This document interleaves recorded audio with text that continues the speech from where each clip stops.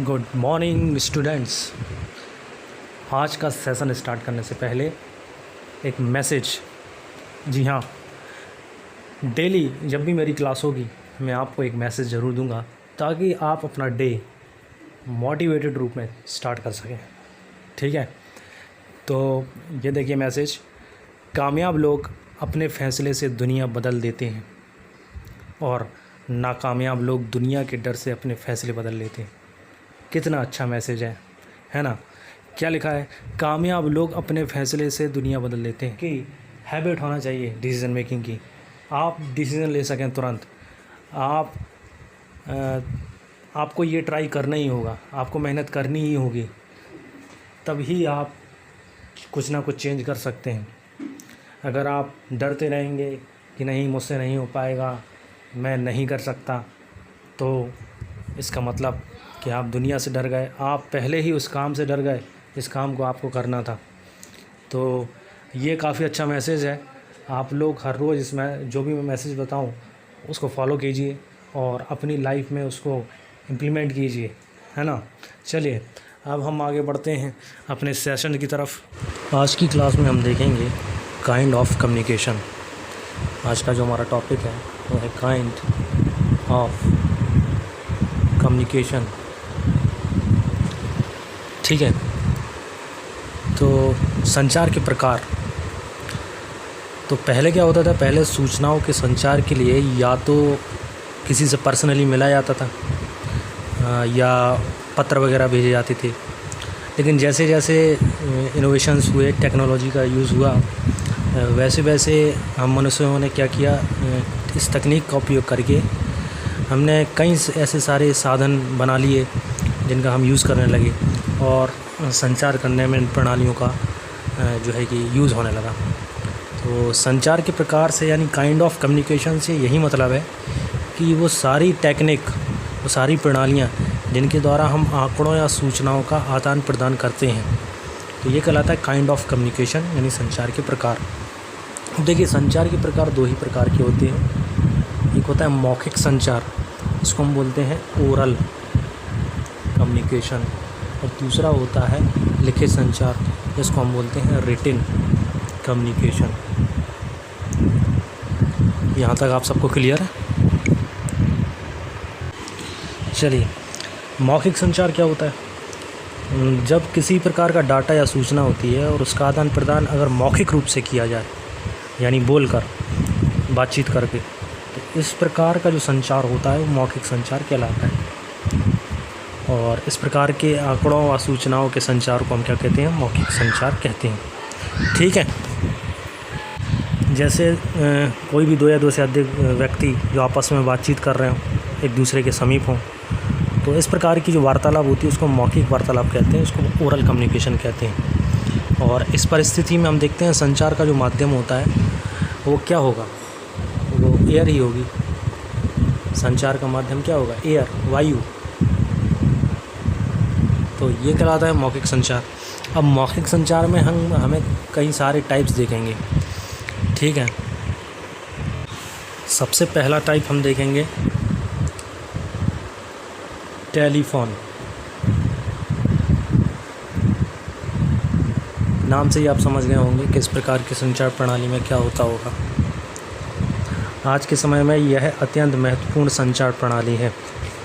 ठीक है, इस प्रणाली के संचार का जो माध्यम होता है वो धातु का तार होता है और टेलीफोन के द्वारा हम घर बैठे देश विदेश किसी भी दूसरे स्थान पर बैठे व्यक्ति से आसानी से बातचीत कर सकते हैं।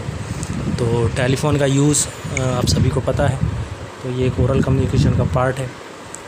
और इसी की तरह पे हम देख सकते हैं मोबाइल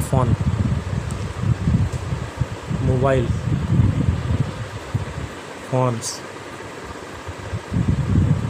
या सेल फ़ोन जिन्हें हम कहते हैं, तो ये भी टेलीफोन प्रणाली का ही भाग है। और इस प्रणाली में बस अंतर यह है कि इस प्रणाली में जो संचार का माध्यम है वो अब तार नहीं होगा। जो माध्यम होगा वो क्या होगा? वो चुंबकीय तरंगें, ये इसका रूप ले लेता है। और यह प्रणाली लगभग टेलीफोन के समान ही है, बस इसके जो मीडिया है, जो माध्यम है, उसमें थोड़ा सा अंतर रहता है। तो मोबाइल के थ्रू भी हम सूचना एक स्थान से दूसरे स्थान तक भेज सकते हैं, संचार इजीली कर सकते हैं, वो भी ओरली। तो ये भी ओरल कम्युनिकेशन का एक पार्ट है।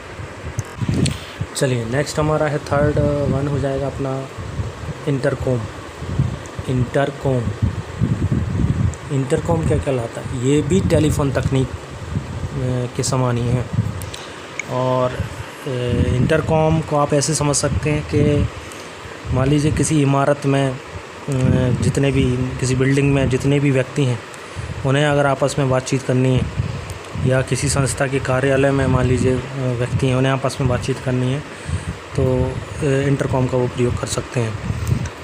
तो ये भी टेलीफोन प्रणाली के समान ही होता है, लेकिन इसका जो प्रभाव क्षेत्र होता है वो टेलीफोन प्रणाली की तुलना में अत्यधिक छोटा होता है। इंटरकॉम का आपने यूज़ देखा होगा होटल्स में जितने भी रूम्स होते हैं सब में इंटरकॉम जो टेलीफोन लगा हुआ होता है, और उस फ़ोन से आप कहीं दूसरी जगह बातचीत नहीं कर सकते, सिर्फ उस इमारत के अंदर ही उसका कवरेज एरिया होता है। तो आप देखते हैं कि एक नंबर होता है, एक नंबर दबाने पर होटल के मैनेजर को फ़ोन चला जाता है। तो इस तरीके के ये इंटरकॉम एक सीमित क्षेत्र में ही काम करता है और टेलीफोन की तर्ज पे ही इसको बनाया गया है। तो ये भी एक ओरल कम्युनिकेशन का एक टाइप है। और ओरल कम्युनिकेशन का एक आखिरी और चौथा लास्ट पार्ट वॉइस चैट।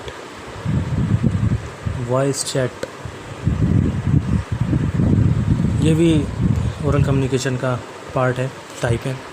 तो क्या होता है वॉइस चैट? देखिए, कंप्यूटर के द्वारा वॉइस चैट किया जा सकता है और आजकल मोबाइल फ़ोन्स में भी ये सिस्टम हो चुका है। तो इस प्रकार की जो टेक्निक होती है इसमें हम क्या करते हैं, अपने विचारों को या सूचनाओं को या डाटा को मौखिक रूप से क्या कर सकते हैं, सेंड कर सकते हैं, भेज सकते हैं और रिसीव भी कर सकते हैं। चैट का मतलब आप समझें यहाँ पे। चैट का मतलब ही होता है बातचीत करना। तो चैट का मतलब बातचीत करना है या गपशप कह सकते हैं, ठीक है। तो इसका प्रयोग सामान्यतः कंप्यूटर, मोबाइल फ़ोन्स आदि डिवाइसेस में बातचीत करने में किया जाता है। तो ये हो गया आपका वॉइस चैट। तो ये था ओरल कम्युनिकेशन। और अब हम आगे बढ़ते हैं। चलिए अब हम आगे बढ़ते हैं लिखित संचार। हमारा second type kind of communication का सेकंड टाइप है ये रिटन कम्युनिकेशन, लिखित संचार। जब किसी प्रकार के आंकड़ों को या सूचनाओं को लिखित रूप में एक स्थान से दूसरे स्थान तक पहुंचाया जाता है, तो इस प्रकार के संचार को लिखित संचार कहते हैं। ठीक है, सिंपल है। जो भी चीज़ हमें लिख के हम एक स्थान से दूसरे स्थान पर भेज सकें या प्राप्त कर सकें, तो इस प्रकार का जो कम्युनिकेशन होगा वो रिटन कम्युनिकेशन कहलाएगा। लिखित संचार में सबसे पहला टाइप देखेंगे पत्र यानी लेटर। पत्र क्या होता है? देखिए, लेटर वगैरह जो है पहले पुराने के ज़माने में लिखे जाते थे, तो ये अत्यंत पुरानी और आजकल भी यूज़ हो रही है, लेकिन इतनी ज़्यादा प्रचलित प्रणाली अब नहीं रही है। तो आजकल जो है कि अन्य प्रणाली की ज़्यादा यूज़ हो रही है, लेकिन इसका यूज़ बहुत कम हो गया लेटर राइटिंग का। लेकिन इसका यूज़ होता था, पत्रों को लिखा जाता था और पोस्ट ऑफिस, डाकघर के थ्रू एक स्थान से दूसरे स्थान पर इसको भेजा जाता था और प्राप्त भी किया जा सकता था। तो वर्तमान समय में इसका प्रचलन कम हो गया है और लिखित संचार का देखा जाए तो सबसे सस्ता माध्यम यही है, लेटर राइटिंग। चलिए आगे बढ़ते हैं। सेकंड पॉइंट, लिखित संचार का सेकंड पॉइंट है फैक्स।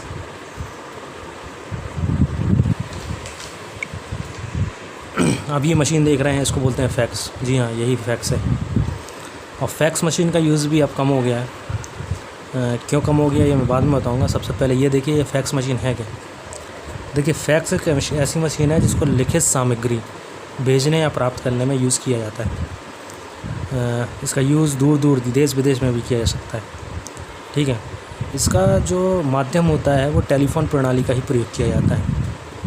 ठीक है, लेकिन इसके द्वारा बोलकर नहीं, इसके द्वारा किसी प्रकार की लिखित सामग्री को बहुत कम समय में एक स्थान से दूसरे स्थान तक पहुंचाया जा सकता है। ठीक है, यदि लिखित सामग्री अधिक है तो समय भी अधिक लगता है। और इसमें होता क्या है, ये आप मशीन देख रहे हैं, जैसे कोई डॉक्यूमेंट वगैरह हमें कहीं दूसरे स्थान पे भेजना है, किसी को ज़रूरत है किसी डॉक्यूमेंट की इमरजेंसी में, तो हमें क्या करना पड़ता था, हम इस डॉक्यूमेंट को ले जाते थे फैक्स मशीन वाले के पास। वो क्या करता था, इस फैक्स मशीन पे इस डॉक्यूमेंट को यहाँ इस जगह रख देता था, और जिस जगह हमें पहुँचाना है उसका भी कुछ नंबर होता है, फैक्स नंबर बोलते हैं उसको। जैसे हमें टेलीफ़ोन लगाना है किसी को तो टेलीफ़ोन नंबर की ज़रूरत होती है, उसी तरीके से हमें फैक्स भेजना है तो फैक्स नंबर की भी ज़रूरत होगी जिस फैक्स नंबर पे आपको सेंड करना है। तो इस तरीके से वो नंबर डायल करके उस जगह पे जो आपका डॉक्यूमेंट है उसकी कॉपी दूसरे स्थान पे भेजी जा सकती है। तो ये फैक्स मशीन है, देखिए ये भी फैक्स मशीन है। इस तरह की होती हैं फैक्स मशीन, जिनको एक स्थान से दूसरे स्थान पे इजीली लिखित रूप में कोई भी डॉक्यूमेंट को भेजा जा सकता है और प्राप्त भी किया जा सकता है। और इस प्रकार की जो प्रणाली है वो काफ़ी महंगी भी है, जो कि पत्र वगैरह से इनसे काफ़ी ज़्यादा महंगी है। चलिए आगे बढ़ते हैं। तीसरा पॉइंट हमारा पेजर।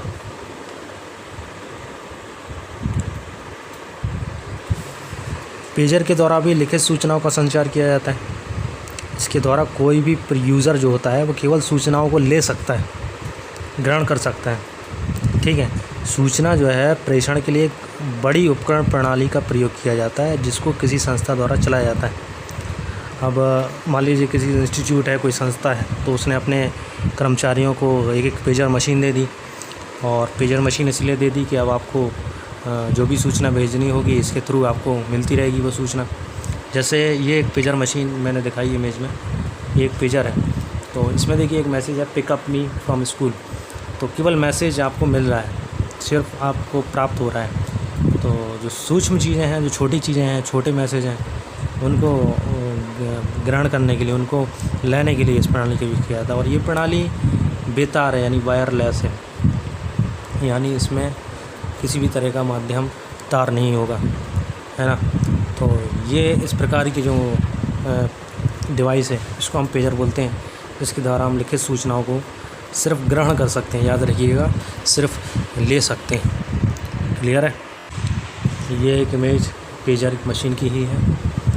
तो इनका यूज़ नहीं होता है, पहले होता था। इनका यूज़ क्यों नहीं होता है अब मैं आपको बताने वाला हूँ। देखिए अब जो टाइम आ गया है वो आ गया है ईमेल का। ये सबसे आधुनिक तकनीक चल रही है और सबसे इम्पोर्टेंट तकनीक है ये। इसका यूज़ हर कोई डेली कर रहा है। ईमेल की वजह से ही पत्र का लिखना कम हो गया है, फैक्स वगैरह, पेजर वगैरह, इन सब का रोल कम हो गया। ईमेल के थ्रू भी हम आंकड़ों, डाटा को या सूचनाओं को एक स्थान से दूसरे स्थान पे भेज सकते हैं और प्राप्त भी कर सकते हैं, और बहुत तेज़ी से, बहुत फास्ट टेक्निक है ये, और इलेक्ट्रॉनिक माध्यम है। और ईमेल का पूरा नाम भी आपको पता होना चाहिए, इलेक्ट्रॉनिक मेल, तो इसलिए इसका नाम ईमेल है। और ईमेल की सुविधा के लिए हमें माध्यम इंटरनेट की आवश्यकता पड़ेगी, है ना। तो इंटरनेट होगा तभी हम ईमेल का यूज़ कर सकते हैं। तो आजकल सबके पास मोबाइल फ़ोन है, कंप्यूटर है, लैपटॉप है, विभिन्न प्रकार की डिवाइसेस हैं, जिनके थ्रू ईज़िली हमें कुछ भी चीज़ एक स्थान से दूसरे स्थान, चाहे जितनी दूर हो, हम भेज सकते हैं लिखित रूप में। तो लिखित रूप में कोई भी चीज़ भेजना है, प्राप्त करना है, जैसे फ़ोटो हो गई, इमेज हो गई, डॉक्यूमेंट हो गई, कोई टेक्स्ट लिखा हुआ है, तो इस प्रकार की जो लिखित सामग्री हैं उनको आप आसानी से ईमेल के थ्रू एक स्थान से दूसरे स्थान पर भेज सकते हैं। अच्छा, इंटरनेट पर कुछ वेबसाइट हैं जिनको थ्रू आप ईमेल को भेज सकते हैं। वैसे गूगल की ही जीमेल आईडी है, तो वो सबसे ज़्यादा प्रचलित है। इनके अलावा रेडिफ मेल, yahoo-mail.com, ये सब हैं। तो ईमेल के द्वारा हम किसी भी प्रकार का आंकड़ा, चाहे वह साउंड है, म्यूज़िक है या इमेज है, तो इस तरह की चीज़ें हम लिखित रूप में सूचनाओं को एक स्थान से दूसरे स्थान पर भेज सकते हैं और प्राप्त भी कर सकते हैं। तो ये कहलाता है ईमेल। ध्यान रखें, ईमेल यूज़ करने के लिए आपको इंटरनेट का यूज़ करना होगा। इंटरनेट के थ्रू ही हम मैसेज को एक स्थान से दूसरे स्थान पर भेज सकते हैं और प्राप्त भी कर सकते हैं। आजकल ये टेक्निक चल रही है और इसके थ्रू हम सूचनाओं को भेज पा रहे हैं और प्राप्त भी कर पा रहे हैं। और इसके अलावा व्हाट्सअप एक ऐसी एप्लीकेशन है जिसके थ्रू हम ईमेल की तरह ही डॉक्यूमेंट्स को, वीडियो को, सॉन्ग्स को, इन सबको एक स्थान से दूसरे स्थान में भेज पा रहे हैं, प्राप्त कर पा रहे हैं। और अभी हम देख रहे हैं ऑनलाइन क्लासेस जो हमारी चल रही हैं वो भी लिखित संचार का एक काइंड आप समझ सकते हैं। व्हाट्सएप ग्रुप पर हम क्या कर रहे हैं, हम सूचनाओं को आप तक पहुंचा रहे हैं, हम ऑनलाइन क्लासेस कंडक्ट करा पा रहे हैं, हम जो वीडियो बना रहे हैं वो यहाँ से हम आप तक पहुंचा पा रहे हैं। तो ये सारी चीज़ें लिखित संचार का पार्ट हैं, काइंड है। तो काइंड्स ऑफ कम्युनिकेशन था ये। अब चलते हैं अपने नेक्स्ट टॉपिक पर। तो ये थे संचार के प्रकार, मौखिक संचार, लिखित संचार देखा हमने। अब हम अपना नेक्स्ट टॉपिक देखते हैं। और इस डिवाइस को पहचाने आप। जी हाँ, यही हमारा अगला टॉपिक है और इसको कहते हैं मॉडेम। तो मॉडेम को एक बार हम इंटरनेट में भी पढ़ेंगे। इंटरनेट वाला चैप्टर जो मैं आपको पढ़ाऊँगा तो उसमें भी हम मॉडेम को देखेंगे। तो इंटरनेट वाले चैप्टर में हम मॉडेम के टाइप्स भी देखेंगे, लेकिन यहाँ पे सिर्फ हम मॉडेम को पढ़ेंगे। मॉडेम क्या होता है? देखिए, यह एक ऐसा उपकरण होता है जो कंप्यूटर से प्राप्त होने वाले अंकीय डाटा को एनालॉग सिग्नल में परिवर्तित कर देता है, ठीक है, जिससे उसे टेलीफोन लाइनों को दूर दूर के स्थानों तक भेजा जा सके।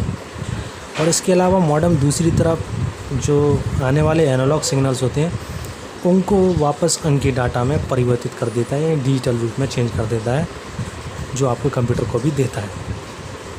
ठीक है, ये मैं आपको बता चुका हूँ पहले ही कि डिजिटल सिग्नल्स को एनालॉग सिग्नल में बदलना और एनालॉग सिग्नल को डिजिटल सिग्नल में बदलना, यह कार्य होता है मॉडेम का। ठीक है, एनालॉग संकेत जैसे ये जो प्रक्रिया मैंने बताई, डिजिटल सिग्नल को एनालॉग सिग्नल में परिवर्तित करना या चेंज करना, तो इस बदलने की क्रिया को हम बोलते हैं मॉड्यूलेशन। क्या बोलते हैं? मॉड्यूलेशन। और वापस से अगर उल्टा किया जाए, हैं, एनालॉग सिग्नल को डिजिटल सिग्नल में चेंज किया जाए तो फिर ये कहलाएगा डीमॉड्यूलेशन। डिजिटल से एनालॉग में चेंज करेंगे मॉड्यूलेशन, एनालॉग से डिजिटल में चेंज करेंगे तो डीमॉड्यूलेशन। तो ये दोनों प्रक्रियाएं कौन करता है? मॉडेम। तो मॉड्यूलेटर, डीमॉड्यूलेटर इसका पूरा नाम होता है और शॉर्ट में लिख देते हैं इसको मॉडेम। ये देखिए, एमओ से मॉड्यूलेटर, डीएम से डीमॉड्यूलेटर, इस तरीके से इसका शॉर्ट नेम बनता है मॉडेम। इसे मॉडेम कहते हैं। क्लियर है? ये देखिए, थोड़ी सी वर्किंग में आपको दिखा देता हूँ। ये देखिए, आइए, आपको हो गया कंप्यूटर। ये कंप्यूटर क्या है? अंकों पे काम करता है, डिजिटल कंप्यूटर है। आपको बताया था मैंने टाइप्स ऑफ कंप्यूटर में। तो ये डिजिटल अंकों पे काम कर रहा है। अभी अंकों को बदल देगा, चेंज कर देगा। किस में? एनालॉग में। एनालॉग सिग्नल में चेंज कर देगा ये मॉडेम। एनालॉग सिग्नल्स के थ्रू ये काम देखिए, टेलीफोन लाइन से होते हुए, इंटरनेट सर्विस प्रोवाइडर से होते हुए सीधे इंटरनेट के थ्रू किसी दूसरे स्थान तक, जहाँ पे आपको पहुँचाना है वहाँ तक पहुँचता है। तो ये मॉडेम का कार्य होता है इस तरीके से। या कहीं से मान लीजिए आ रहा है तो टेलीफोन लाइन से होते हुए, क्योंकि एनालॉग सिग्नल आ रहे हैं तो एनालॉग सिग्नल को वापस किस में चेंज करेगा? अंकों में चेंज करेगा, डिजिटल रूप में चेंज कर देगा। तो ये क्रिया भी कहलाती है मॉड्यूलेशन, डीमॉड्यूलेशन। ठीक है। और आजकल जो हम देख रहे हैं फाइबर ऑप्टिक केबल आ गई है। तो अभी मैंने पिछली ही क्लास में आपको बताया था, इस केबल का यूज़ है इस मॉडेम में किया जाता है। आपने मॉडेम की अगर केबल देखी हो पीछे तो आपको पता चलेगा कि वह एक फाइबर ऑप्टिक केबल ही है। तो फाइबर ऑप्टिक केबल मैंने आपको बताया था प्रकाशीय संकेतों में परिवर्तित कर देता है डिजिटल संकेतों को। प्रकाशीय संकेत में लेज़र, मतलब लाइट में के रूप में इसको बहुत फास्टली प्रोसेस के लिए इसको चेंज कर देता है। तो इस प्रकार के संचरण में हम देखते हैं प्रकाश का रूप लेके डाटा एक स्थान से दूसरे स्थान बहुत तेज़ी से पहुंच सकता है। डाटा की जो स्पीड होती है वो डिपेंड करता है किस टाइप का मॉडेम है, क्योंकि अलग अलग क्वालिटी के मॉडेम आते हैं। मैं बेसिकली इनकी स्पीड बता देता हूँ आपको। 300, 1200, ठीक है, कॉमा है सब में। इसके बाद 2400, 4800। जो ज़्यादा अच्छे होते हैं मॉडेम, उनमें सबसे बेस्ट जो क्वालिटी के होते हैं 9600। ये सारे जो मैंने बताए बीपीएस में बताएं। अब बीपीएस समझिए, बिट पर सेकंड, पूरा नाम बिट पर सेकंड, यानी 9600 बिट पर सेकंड। एक सेकंड में 9600 बिट, इतना डाटा एक सेकंड में एक स्थान से दूसरे स्थान तक ट्रांसमिट कर सकता है। तो इस प्रकार के मॉडेम उपलब्ध है मार्केट में। और मॉडेम की कीमत लगभग आज जो मार्केट में है 2 से 2500 से लेके 5000, 10,000 तक की मॉडेम मार्केट में अवेलेबल है। तो ये था हमारा टॉपिक मॉडर्न। आज हमें केवल 2 ही टॉपिक डिस्कस करने थे। एक हमें डिस्कस करना था काइंड ऑफ कम्युनिकेशन और दूसरा मॉडर्न। तो ये हमने कंप्लीट कर लिया है। अब हमारा 1 दिन का चैप्टर और रह गया है। ये नेक्स्ट क्लास में हम इस चैप्टर को कंप्लीट कर लेंगे और इसी के साथ ये तीसरा चैप्टर हमारा कंप्लीट हो जाएगा। तो आई होप आपको ये सेशन अच्छा लगा हो, समझ में आया हो। Thank you so much.